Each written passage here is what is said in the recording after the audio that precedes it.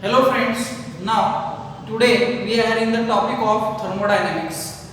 Now in our last lecture we have seen some basic concepts about and terms of thermodynamics, and this is a very important chapter according to your NEET CET and JEE preparations, and some basic concepts you can learn through this video. Okay, now welcome to all in our today's lecture. Now today we will discuss these points, that is state function. Now in our last lecture we have seen what is meant by state function. Now in this today's lecture we will learn about some features of state function, and we will go for our new points also in this video. Okay. Now what is meant by state function? State function is a function whose values depends on initial and final states of the system are called state functions. And we can also define it, those functions whose values depends on the current state of the system are called state functions. Now what is meant by state function we already seen. Now we will see some examples of it. Now state functions, their examples are nothing but pressure, volume, temperature, like that. These are some examples of state functions. Okay. Now, if we consider for n number of moles of gas, these functions can vary from initial state to final state only.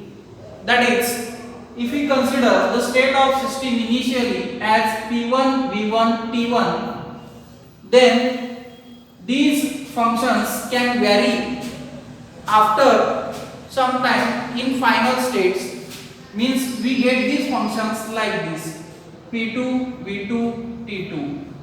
Therefore the functions are called as state functions, and these values does not depend on the path followed by the system. Means if we consider diagrammatically, we can illustrate. Suppose if I consider the process which is initially at A and which completes at point B, and here are the variables which I have taken, that is P1, V1, T1. That is the process initially at the start having pressure P1, volume V1 and temperature T1, and when it ends at the point B, it has the variables P2, V2 and T2. Okay, but here in this case I have shown a single path. This path I will refer as a path first, and this is the second path, and this one is the third path. Okay. Now what is the difference between state function and path function? Now we will see in this diagram. So if I want to complete a process from A to B with these variables, I can follow 3 paths, or n number of paths are also there. Here the state function only its value depends on initial and final states, but path function is not like that. If we consider these 3 paths, you will notice that this second path is the shortest path, by which the time interval required to complete the process, it will be very less.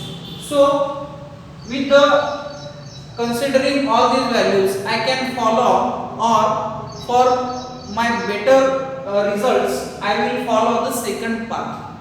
So this is what we can say the path function. Okay, so this is the process. Here the variables which depends on only initial and final states of the system. Okay.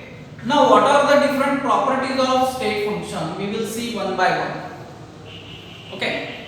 Have you understand what is meant by path function and state function? Okay. Now here we will see some properties of state functions. First of all, the state function has a fixed value, means its value does not change, and here we can say that the instead of fixed value we can also say that a constant value.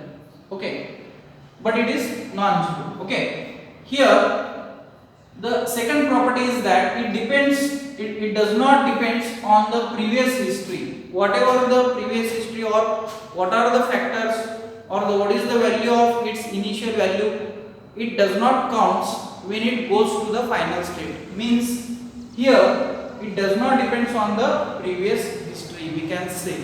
So this is the second property of what we can say state function. Again, if we came across the third property, it is necessary to state all the state variables to define a system. Here the necessary factor is what? All the state variables. Here I have considered a system, but here all the factors I have defined, that is pressure, volume, temperature. After completion of the process, its variable can change from P1 to P2, P1 to V2, P1 to P2. So there is a need of reference point. That's why I will highlight this point. Some state functions, it is necessary to state all the state variables to define a system. Then and then only we can define a system completely. Okay. Now we will move to the next state function. Some state functions are dependent and some are independent. Okay.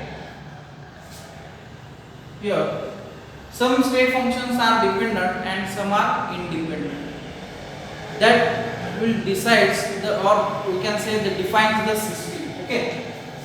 State functions depends on initial and final states of the system. In definition only, I have explained how that factors depends on initial and final states of the system. Now, if we came across the examples of state functions, here are some examples I have given: mass, temperature, pressure, and volume. These are the factors which are nothing but the examples of state function. Okay. In system also I have defined. Here, if we came across the path function, this is the path first, path second, path third. So for that system or for that purpose, for that function, we have to take an example. Here, work and heat energy are the examples of path function. In just simple manner, I will explain how work is a path function. Okay. Suppose here only we will come to the point again. I have said the work required for path first, second, and third are different. How or why they are different, we will see. I have said the path second which is I have followed is having very less distance or the time required is very less, so therefore work is also required is less. So this is an important thing which we want to learn from this diagram. Therefore we can say that the work is a path function, not a state function. Here we have stated with or illustrated with the help of this diagram. Okay. Now this is the important point which we have covered is nothing but what we can say state function and the properties of state function. Okay. Now we will move to our next point, that is thermodynamic equilibrium. All of you know about what is meant by equilibrium, but here we will discuss the equilibrium point for thermodynamic functions. Okay. Now what is meant by equilibrium? If the system attains the equilibrium or which is in thermodynamic state is called what we can say the thermodynamic equilibrium attained by that system. Here how it is depends, we will see. The state function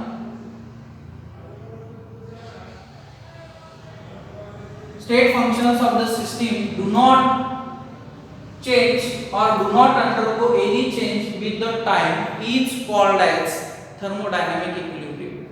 Or if any system is having its values initial and final stages same, they are termed as what we can say system is in thermodynamic equilibrium. Okay. Now thermodynamic equilibrium, for that we can take another example. For example, if initially a system has temperature 30 degrees Celsius and after some time it again has the temperature 30 degrees Celsius, then we can say that system is in thermal equilibrium. Okay. Suppose instead of temperature we can also take another example of volume, or we can say pressure. If all these functions are same, then the system is in thermodynamic equilibrium. Why it is in thermodynamic equilibrium? Because the state functions of the system do not undergo any change. This is the important factor. That's why I have underlined that sentence or highlighted that sentence. This is very important. Then that system we can say it is in thermodynamic equilibrium. Okay. Now here we will see there are different types of equilibrium. Look at here. I have divided into 3 portions and their examples also I have mentioned here. Thermal equilibrium, when a system is in thermal equilibrium or if its temperature will remains constant and the system which is in at constant temperature is nothing but, if we take an example of water which is in liquid as well as in gaseous form. That is, liquid water when it is in equilibrium with gases or we can say water vapor is nothing but an example of what we can say thermal equilibrium. Okay. All of you are we can observe liquid water as well as water vapor at our same room temperature. That is a good example of what we can say thermal equilibrium. Okay. Now we will move to the second equilibrium, that is mechanical equilibrium. Here the mechanical equilibrium in which no movement in matter will take place, means the particles which are present or the gaseous molecules in which at which if there is no any movement or movement of particles will take place at temperature, normal temperature, then we can say that system is in mechanical equilibrium. Okay. And if we came across the chemical equilibrium, here Haber's process, all of you know that the reactants as well as the product form which is formed is having all the reactants as well as the product which is formed is having the same state. Look at here, nitrogen gas which is on reacting with hydrogen gas, both are in gaseous state, is in equilibrium with the ammonia gas which is formed, is also having a same state, that is gaseous state. If there is no change in state will takes place in this process, then such a equilibrium is called as a chemical equilibrium. Okay. So these are the 3 types of what we can say the thermodynamic equilibrium. We will study or we will go in detail of this in our next lecture. Now we are going to learn about some processes which are taking place in this chapter, that is thermodynamic processes are there. We will see one by one and with there some examples also. Okay. First of all we will see what is meant by isothermal process. Itself that name indicates, iso means same and thermal means temperature. Means the process which takes place at constant temperature is called as isothermal process. We will take a simple example in our day-to-day life. For example, our body attains or tries to attain an equilibrium with its surrounding.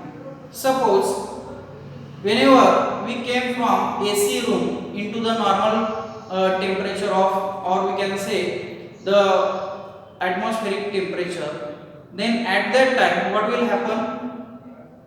We are changing our body temperature. Means in the form of sweat, our body tries to maintain the atmospheric temperature. Or if you are coming from outside into the room, then again our body tries to maintain the room temperature. Here, this is a good example of what we can say the isothermal process. Here, internal energy again becomes zero in that process. Why? Because here temperature change is zero. Means our body tries to regulate the temperature. Therefore, or we can say instead of our body, you can take a system. Whenever you want to take this isothermal process for a system, then its original temperature it tries to maintain constant. Therefore, that process we can term it as a isothermal process, and that time delta T change in temperature is equal to 0. That is a good example I have explained, that is our body. If you check your body temperature, it will gives normal body temperature 37 degrees Celsius, and it tries to maintain with the use of sweat, or sometimes our body gains the heat, our body loses the heat. Here some chemical reactions which are also taking place is the types of processes, that is nothing but endothermic process, exothermic process. You can also take different examples also.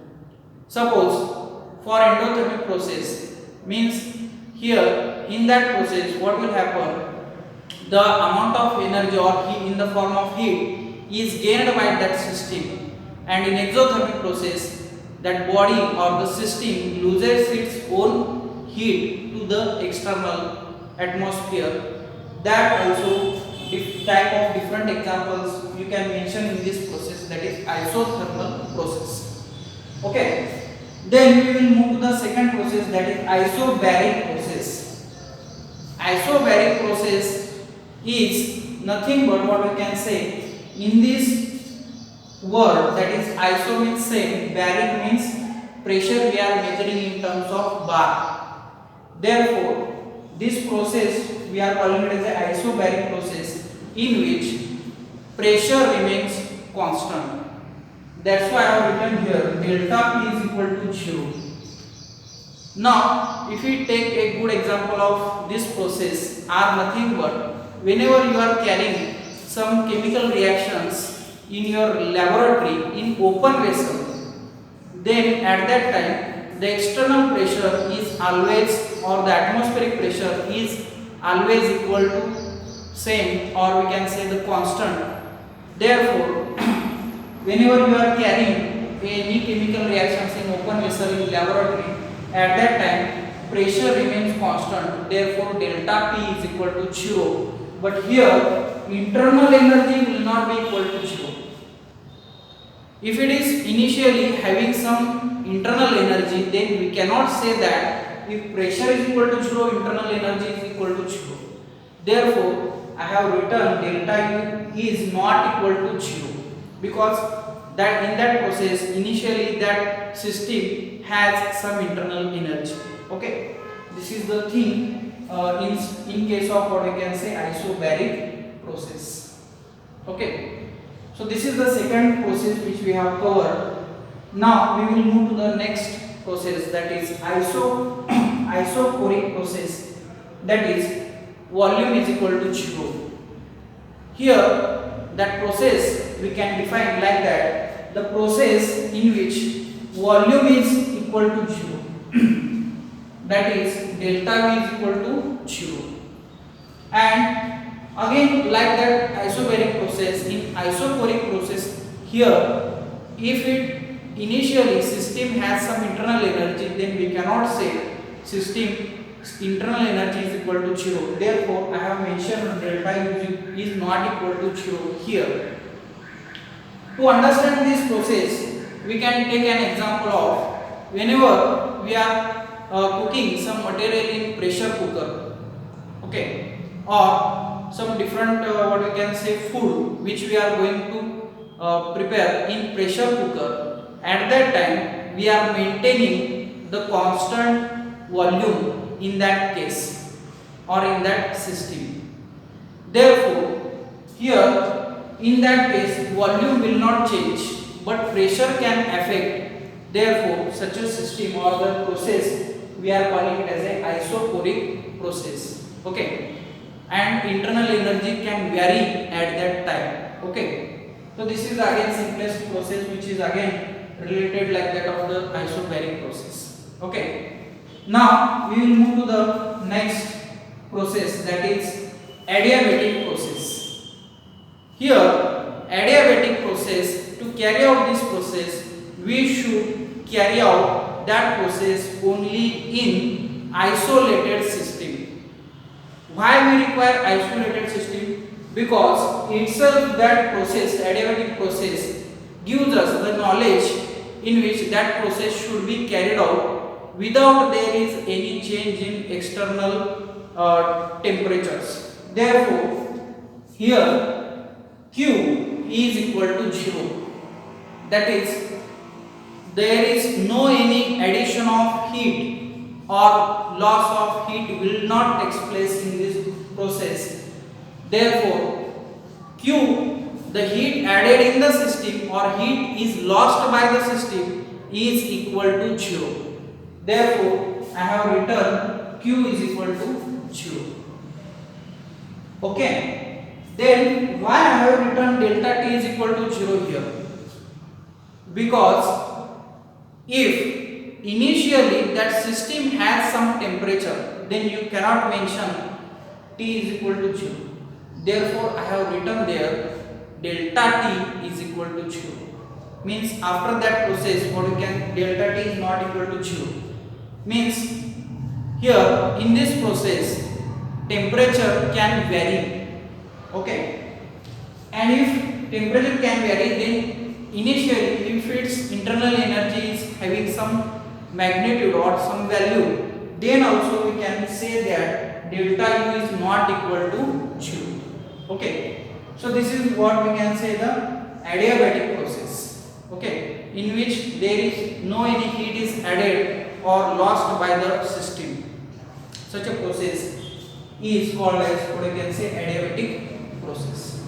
Now we will move to the next and important process of this chapter, reversible process.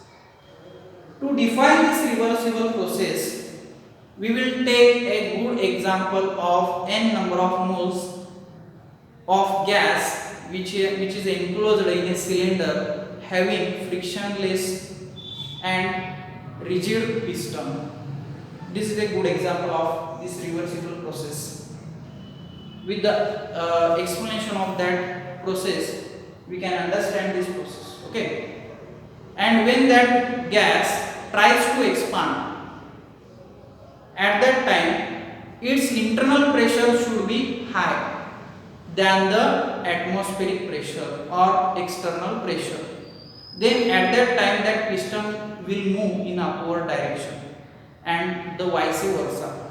Means if we want compression, at that time external pressure should be higher than that of the internal pressure, or we can say in another words, in the term of force, we can say driving force.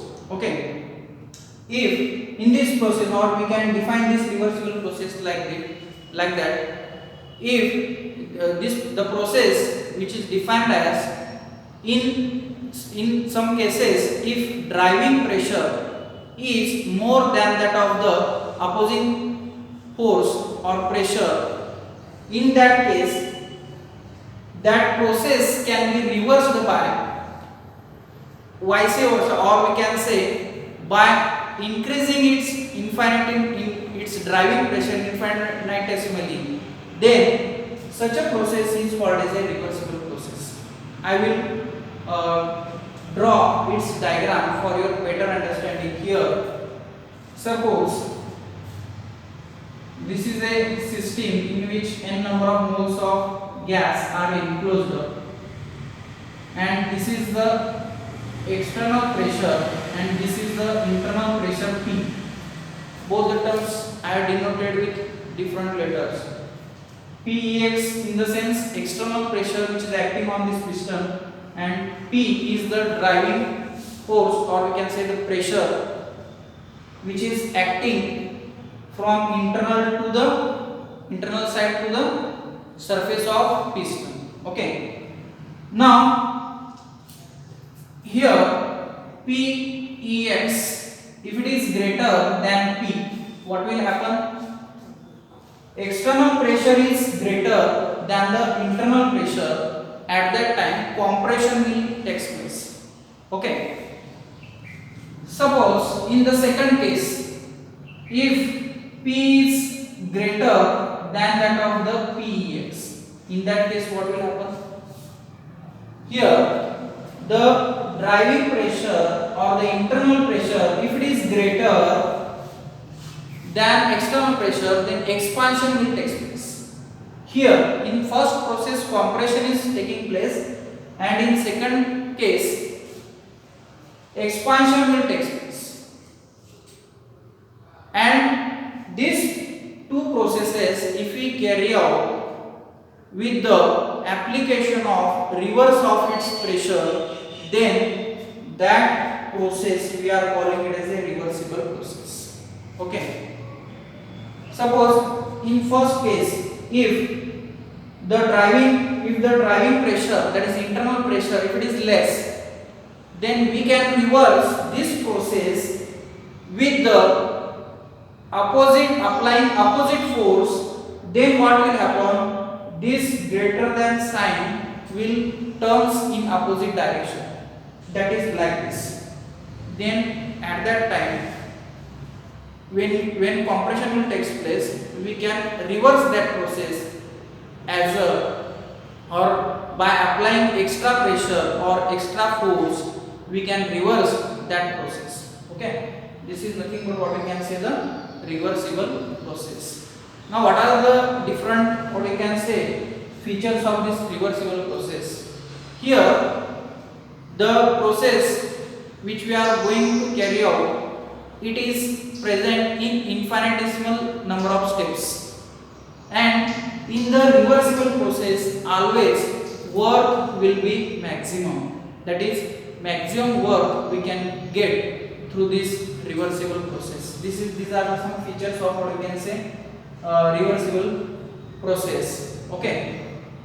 Here again we can say that in isochoric process, we know the equation, that is W, that is work done, is equal to minus Px multiplied by delta V. Here if we put the volume, that is delta V is equal to 0, then work done is also becomes 0.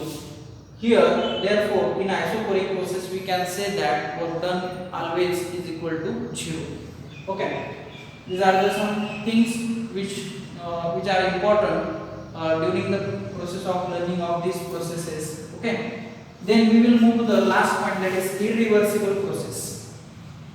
In simple manner we can say that all the natural processes are nothing but spontaneous processes, or in other words we can say that processes are irreversible processes. Those processes which we cannot be reversed with the application of extra force also, such a processes are called as irreversible processes. For example, in our day-to-day life we can take n number of examples of irreversible processes. In that I will explain some simple and that examples you can remind very easily, quickly. Such examples I will tell.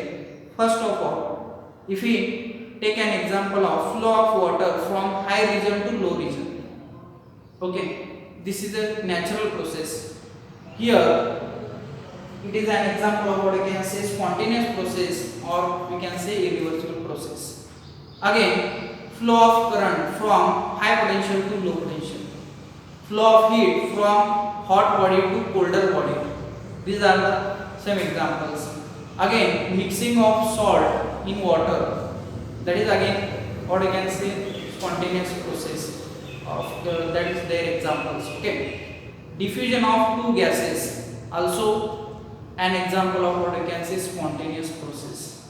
So these are the different in our day-to-day life examples. Again, osmosis process you can also take a good example of it. For example, flow of solvent molecules through a semi-permeable membrane from low concentration to high concentration. That is osmosis process is also an example of what we can say irreversible processes. So these are the all processes which we have covered in our today's topic. So this is the all we can say the points which we have covered in our today's lecture in chemical thermodynamics. We will come with our new videos with a new topic in our next video lecture. And those students who are new to this channel, you just go on subscribing this channel, and those students who are in need of these lectures, you just share to them and like the all videos, subscribe the channel, and for notifications you just press on bell icon. Thank you very much.